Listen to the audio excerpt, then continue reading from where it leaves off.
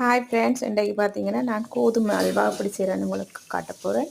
கோதுமை அல்வா செய்கிறதுக்கு நான் இன்றைக்கி 250 கிராம் பட்டர் கீயா முதல் காய்ச்சோணும். அதை வந்து நல்லா நெய் மாதிரி காய்ச்சி போட்டு அதில் வந்து 250 கிராம் சுகரை போட்டு கரமேல் மாதிரி கொஞ்சம் பதம் வந்தோடனே நான் கசகசா கொஞ்சம் சின்ன சின்ன வட்டி போட்டு அதையும் அதுக்குள்ள போவேன்.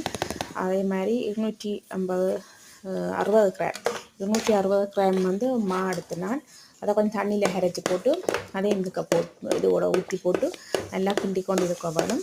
கிண்டி கொண்டு இருக்கும் பொழுதே வெப்பம் குறைவாக இருக்க வேணும். கலரிங் சேர்த்துனா கொஞ்சம் மஞ்சள் ஃபுட் கலரிங் வந்து சொட்டு மஞ்சள் கலர் சேர்த்துனா கலரிங் உங்களோட விருப்பம் சேர்க்கலாம். இல்லை அப்படியே அதே கலருக்கும் எடுக்கலாம்.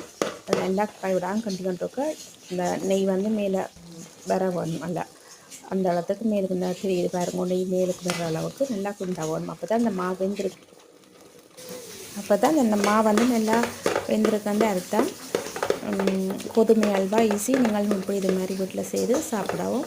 நன்றி, வணக்கம். இன்றைக்கு பிள்ளைகள டியூஷனில் வந்து சம்மர் ஃபெஸ்ட்டுக்கு நாங்கள் வந்து கோதுமை அல்வா செய்து கொண்டு போகிறோம்.